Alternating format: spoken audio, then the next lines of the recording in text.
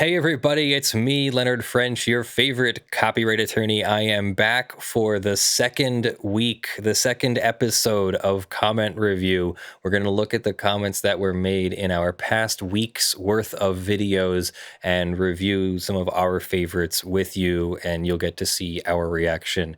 And along the way, we explain, we not just react, but we respond too. And so I hope it's something that you enjoy. Check it out. This is a community-supported legal education channel. Find out how you can support our mission at the links in the description below. So Sam here on the Pirates video, the Dish TV pirate video, says, when people say corporations are people, my typical response is no, corporations are liability shields. If you treat a corporation as if it's the person who owns it, then that corporation ceases to exist. Yeah, this has been one of my questions about when people say that corporations are people or should have personhood rights. Like, isn't that just a way to accumulate personhood rights in one person and override the personhood rights of all of the people who are not the owner of the corporation, not the owner or owners of the corporation? So, you've got 1,000 people who work for a corporation and one who owns it. So the 1,000 people get a vote, but then the corporation wants to have a vote that's like having 1,000 votes. And it's like, wait a second, no, you don't necessarily speak for all of your employees. You're not a political organization, and people aren't joining your company just because you are political one way or the other. This gets muddy. You can have politics in a company, and you can get fired for not being of the quote-unquote correct political persuasion, but that's for another time. Honestly, I think that piercing the corporate veil is important here.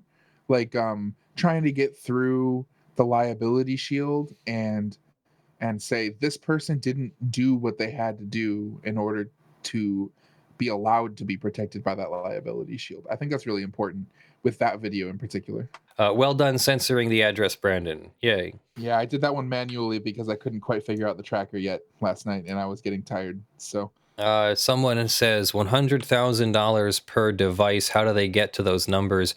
I think I showed that in the video. It was the Federal Communications Act has a $100,000 damages limit for willful or intentional acts.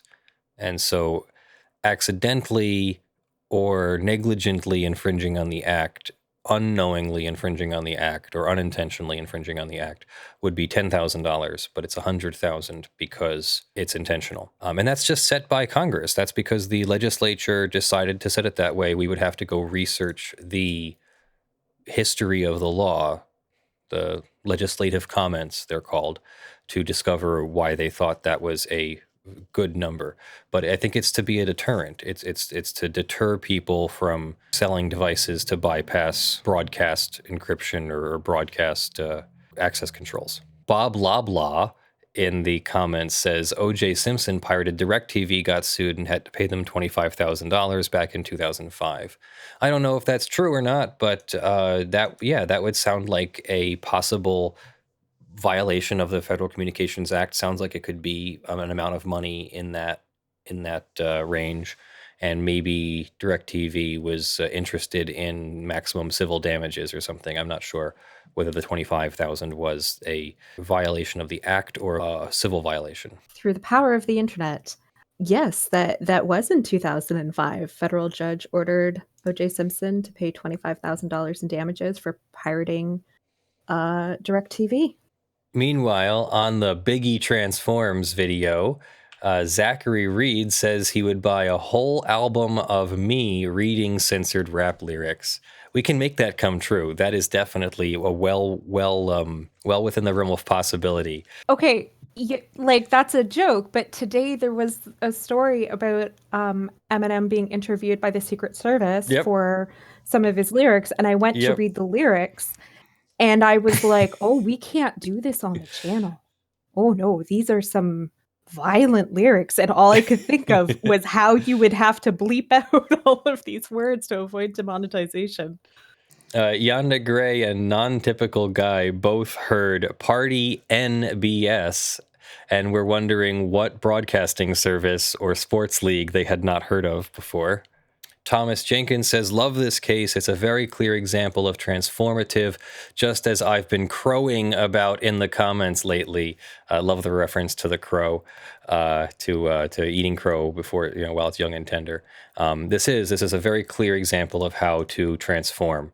I'm sure that there are other examples, and there are probably examples that accomplish more than just flipping the meaning.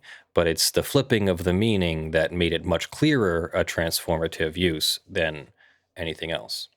Matt Woe 7, I recognize that from that name from our previous comment review, says Oyewole is just ticked because it's being used for unwoke music. His woke music is being used for unwoke music.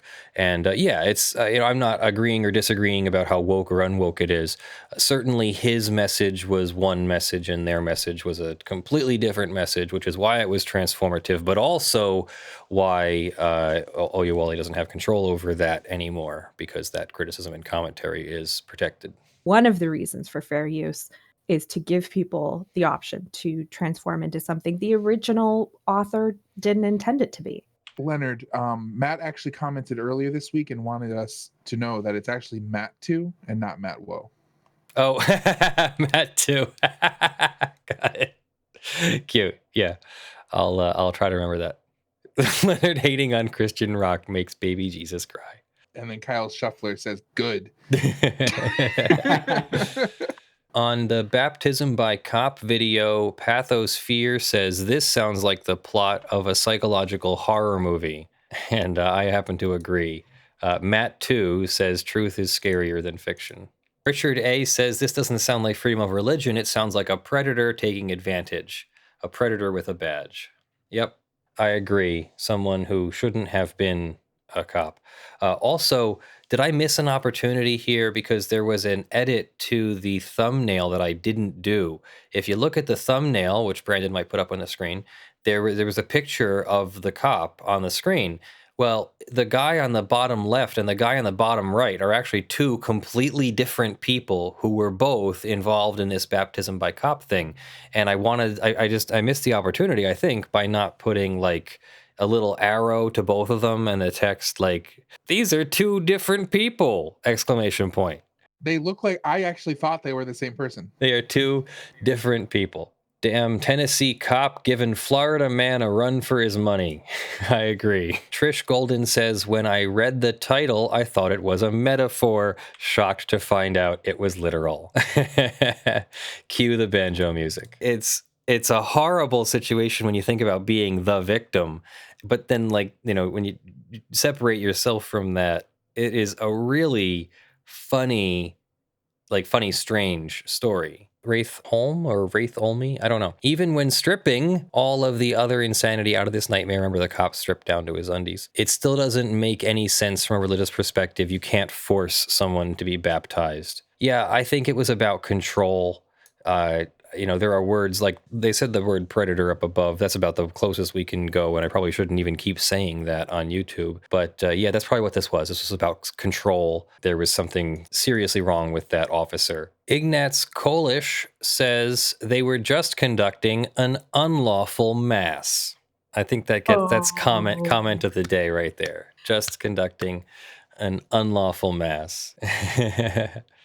Can't believe this. Kurt accidentally skipped over the section where one of the cops in one of the auxiliary cases was shot by his colleagues because he brandished a gun at them. Yeah, this is what we call a parade of horribles here in this particular case with this, was it Tennessee? Yeah. I liked that response that was like, am I waking up in an alternate reality? Because that was exactly the same response that I had. Yep, absolutely stark raving mad, shouldn't be cops, don't even know why they would still be operating on the beat or whatever. All right, moving on to Amro Ellen, sorry, let Amro sue was the thumbnail, and Blarg McBlargson, great name, says Amro wants a name clear video. Winning an appeal isn't going to clear a name that was already tarnished by poor behavior, to put it nicely. Yeah. Well said. It's really not his name is now clear because he's won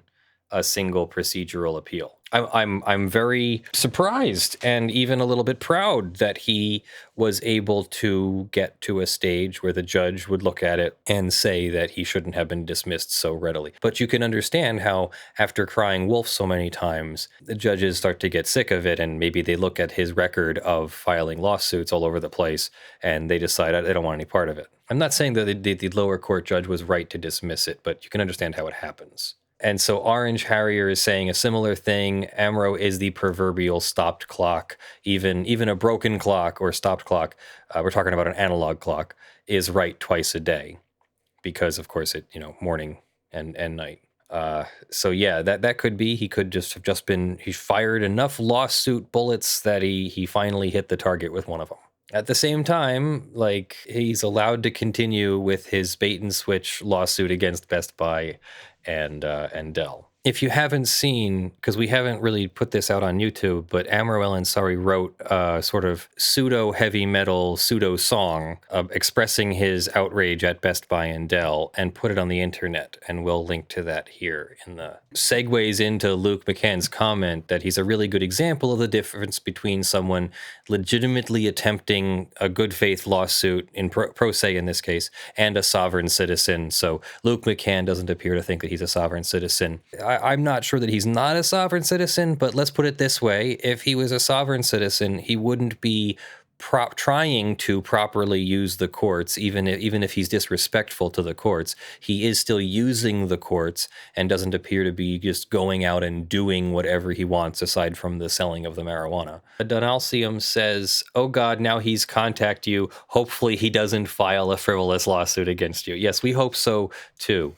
So I hope I wasn't too harsh. David Harness says he's had the same issue with Best Buy many times. In my personal opinion, Best Buy does bait and switch. Some people, including the life and times of Dabbling Warlock, don't think that a $380 desktop computer would be powerful enough for any kind of streaming. But hey, we don't know what he was going to do with it. Maybe he just wants to make videos. If you need proof that a PC can be cheap and reliable, not that Dell would necessarily do that, but just look at Linus Tech Tips videos on not that Dell would necessarily make a cheap and reliable PC. Hidden Law's secret power. There we go. You know you've screwed up when the historians start metaphorically throwing the books at you, says Japzone. And people think history is a useless degree. Yeah, history is very important to the law. We would look up things like legislative history, and in this case, they were looking up, basically ancient history, like literally ancient history, ancient Roman history and English history, etc., to see how the law and how the government and how the people treated annotations. There is almost certainly money, favors, or kickbacks, or some sort of family connection. Yeah, there has to be some reason why they're pushing so hard for copywriting the state's laws. Like what reason, what motivation, what incentive do they have? Economics teaches us to follow the incentives. Well, what is the heckin' incentive for copywriting the state laws? The state law annotations. I don't understand. Stephanie Wilson says law French was derived from the Norman French of the 11th century. The nobility spoke Norman French while the peasants spoke English. So it was a not in a derogatory way, for at least from me now, although I would feel derogatory about it back then. But it was for control. It was if the peasants can't read law French and the law is written in law French, then the peasants can't arm themselves against inequity. I should change my name to Leonard Law French. So Dr. Seuss, I don't understand why these videos aren't more popular, but the Dr. Seuss videos aren't as popular as I would think they would be. I am super interested in the Dr. Seuss book, the Dr. Seuss and Star Trek mashup, but it doesn't appear that the audience is drawn to it as much. Emily Mabry says, I can't see how someone can own an art style as long as they didn't straight out claim that it was an official Dr. Seuss book, which would be impersonation or a trademark. Then I don't think this is anything but a fair use. Imagine if someone could own an art style. Imagine having to pay for the right to use pointillism or draw something in an abstract style. I don't want to live in that world and think the organization representing the rights of Dr. Seuss Enterprises, hasn't thought this through. And yeah, that's true. They're being a bit short-sighted about the fair use, I think. As a response to that comment, Ugly German Truth says that he thinks it's actually a stronger copyright infringement argument for Star Trek and for CBS. Okay, so in terms of owning an art style, so if I wanted to draw myself as a Simpsons character, for example, to me, because I'm drawing myself as if I was in that world, like, to me, that would be like a derivative work. Now, is it likely that Fox is going to come after me and be like, you drew yourself in the, style of Simpsons? All by itself, I wouldn't agree that it's a derivative work, but you could add facts to it where you placed yourself in a Simpsons environment and you started using characters from the Simpsons. Or even if you didn't use the characters, maybe if you placed yourself in Springfield and had yourself operating in the school and the city hall and all the places and the home and everything, and if you had your own couch sequence and everything, now you're starting to get much closer to a derivative work and probably are over the line by that point. But just drawing yourself in an art style would not be a derivative work of any kind until you connected it with the Simpsons and with more stuff. And it would have to be the school and the city hall, like not just us. Not just any, hall, right? Not just any. Because those are Santa Fe. Yeah.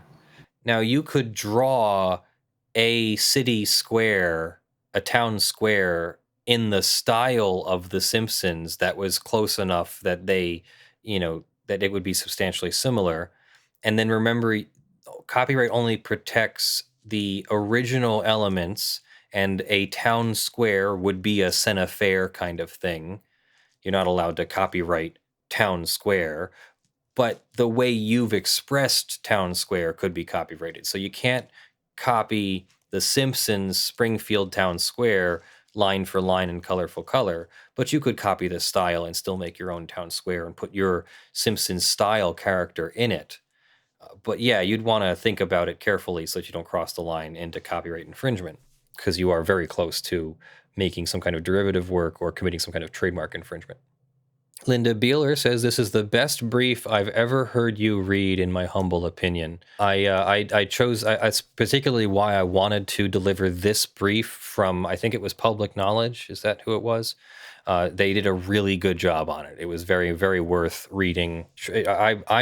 I don't write as well as that brief was written. So I aspire to those briefs, which is one of the reasons why I want to bring them to you. Yeah, I recall saying at the end of the video, that was a hell of a document, because it honestly is just such a beautifully written document. Nikolai Ivanovich asks, do amici normally inform the side they're weighing in favor of before they submit a brief? I don't think they have to, no. I think they just have to get permission from the court, so there'll be a motion for the amici to submit briefs, or there will be a judge with a briefing schedule that will say amici can submit briefs by this time. And a lot of organizations like Public Knowledge or the EFF have submitted amicus briefs before, so they know what the procedure is. But yeah, I don't think they have to inform the side that they're weighing in favor of them. I don't think there's any requirement for that, no. I could see someone say, like, wanting to approach the ACLU or something like that and say, I have this case, I don't need help with representation, but you guys are really respected in the civil rights field. Could you file an amicus brief? I could see that. And then here is the cute continuance. I love this story so much. This was a great story. I really enjoyed this story, and trying to even just make a short video about it was really worth it. The law's one weakness, says Thomas Jenkins, little kids. We need more 9-year-olds who like baseball. I agree. Boozy says, you're a lawyer. You have an important case and associated work coming up. You also promised your son you'd watch baseball with him. What do? You do both. Right? And I know that on Twitter there were some people who thought that this was like a criminal trial or something, or it was going to delay trial, but this is more like an internal deadline for submitting things. And I believe in this case there was an organization that was suing the government to have the government either be more transparent in why it was delaying implementing something, or to just move ahead and implement the regulation. And it had to do with, I believe, labeling things as organic or not.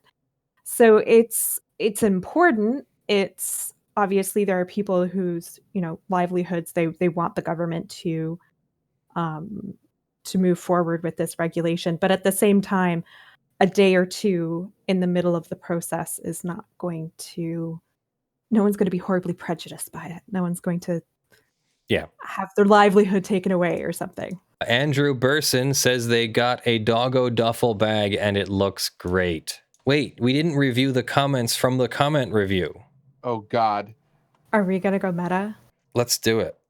Someone recommends that we put 2 chroma keys on the green screen, and I did try that, and I think it works kind of good, but it's also OBS chroma keys instead of we're not talking about a professional chroma key from the Atom TV switcher that I've got or something in DaVinci Resolve. And yes, I also agree with watching all of Captain Disillusion's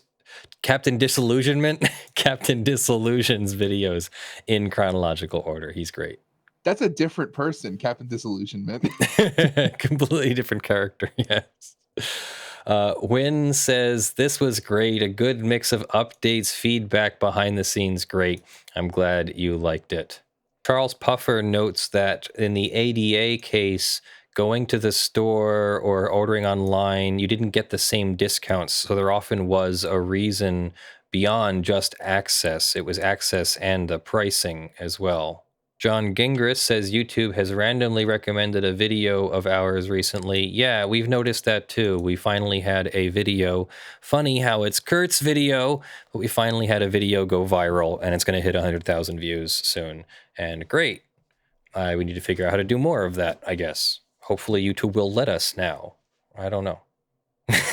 Paul St. Marie says it's the Scottish pronunciation in the can versus can't debate on the YouTube fair use video, whether she says that content ID can account for fair use or can't account for fair use.